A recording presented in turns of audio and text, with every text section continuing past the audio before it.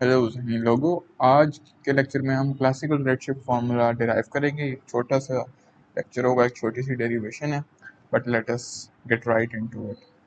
तो ये बताता है कि जब कोई ऑब्जर्वर जो कि मूव कर रहा हो आपके रिलेटिव, जैसे आप अर्थ पर हैं, कोई गैलेक्सी आपसे दूर जा रही है, तो अगर उसकी वेलोसिटी v है तो उससे जो लाइट एमिट होती है उसकी जो वेवलेंथ है जब हम ऑब्जर्व करते हैं वो चेंज हो जाती है। यानी कि जो चेंज होता है वेवलेंथ का, ऑब्जर्व्ड वेवलेंथ का वर्सेस द एमिटेड वेवलेंथ, उसकी जो क्वांटिफिकेशन है वो रेडशिफ्ट फार्मूले से होती है। तो इसका हम मॉडल बनाएंगे। ये फार्मूला है जो उस चेंज को क्वांटिफाई करता है, और इसी को डिराइव करने के लिए अब हम एक मॉडल बनाएंगे। तो सपोज कि आप एक स्टेशनरी ऑब्जर्वर हैं और एक और ऑब्जर्वर है जो किसी कार्ड के ऊपर बैठा है और आपसे दूर जा रहा है, और इसकी जो आपसे दूर जाने की वेलोसिटी है वो v है। अभी कार्ड के ऊपर बैठा एक लाइट बीम एमिट करता है। अब हम ये देखेंगे कि इस ये लाइट बीम इसकी फ्रेम में और हमारी फ्रेम में कैसे डिफरेंट नजर आती है। अगर हम इसकी फ्रेम में देखें, यानी हम इसके पर्सपेक्टिव से देखें, तो न्यूटोनियन फिजिक्स या जो गैलीलियन फिजिक्स है वो कहती है कि कोई ऑब्जर्वर अगर कांस्टेंट वेलोसिटी से मूव कर रहा हो ना, तो उसको नहीं पता होता कि वो कांस्टेंट वेलोसिटी से मूव कर रहा है।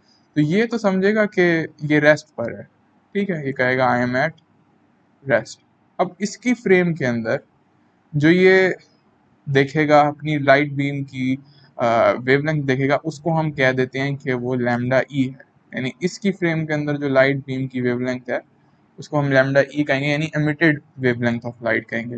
और वेवलेंथ क्या होता है? एक क्रेस्ट से दूसरे क्रेस्ट का फासला होता है। आप यूं भी समझ सकते हैं कि दूसरी क्रेस्ट कब रिलीज होगी, कितनी कितनी दूर रिलीज होती है, उसको भी क्वांटिफाई करता है। मगर ज़्यादा आसान ये है कि आप इसे एक क्रेस्ट से दूसरी क्रेस्ट का फासला समझ लें।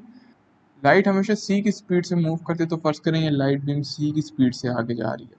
अब एक वेवलेंथ का डिस्टेंस कवर करने में लाइट को जितना टाइम लगता है, या लाइट का कोई भी पॉइंट ले लें लाइट के ऊपर, तो इस पॉइंट को एक वेवलेंथ आगे जाने में, लैम्डा ई आगे जाने में कितना टाइम लगता है, उस टाइम को हम टाइम पीरियड कहते हैं। तो इसको टी से डिफाइन करते हैं, और ये होता है होगा इस केस में लैम्डा ई ओवर सी। तो ये आपने ध्यान रखना है कि ये ऑब्जर्वर इस लाइट की वेवलेंथ लैम्डा ई देख रहा है, और जो टाइम पीरियड है यानी दूसरी क्रेस्ट के एमिट होने का टाइम है एक क्रेस्ट के बाद, या एक पॉइंट के एक वेवलेंथ मूव करने का जो टाइम है वो लैम्डा ई ओवर सी से डिनोट होता है।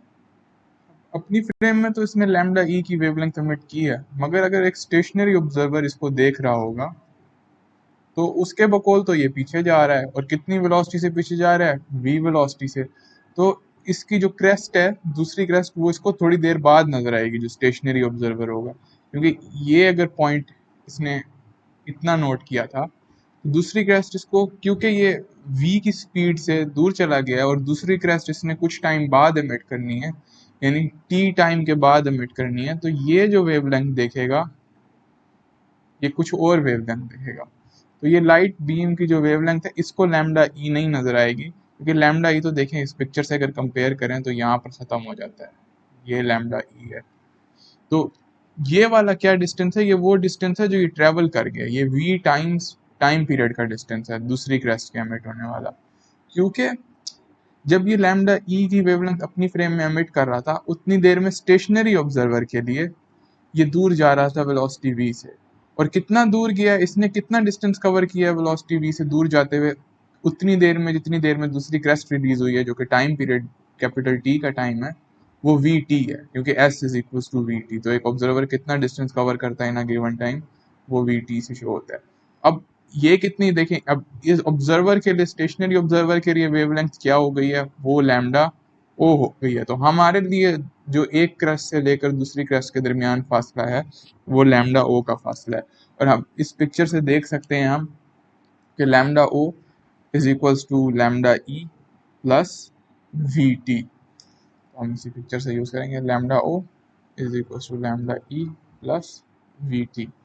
और इसके बाद बस थोड़ी सिंप्लीफिकेशन ही रहेगी। ये टी क्या था? लैम्डा ई ओवर सी के बराबर था, तो हम इसके अंदर पुट कर देते हैं lambda E plus V lambda E over C. इधर लैम्डा ई को दूसरी साइड पर ले जाकर मैं माइनस कर देता हूँ, ये जगह lambda not minus lambda E is equal to lambda E V over C. और अब अगर मैं लैम्डा ई को दूसरी साइड पर जाके डिवाइड कर दूँ तो हमारे पास रेड शिफ्ट का फार्मूला आ जाता है, lambda not minus lambda E over lambda E is equals to V over C, जिसको हम जी से डिनोट करते हैं। इसी चीज़ को बस नाम दे दिया जाता है जी का, जो कि रेड शिफ्ट है। तो इस तरीके से रेड शिफ्ट का फॉर्मूला क्लासिकली डिराइव होता है।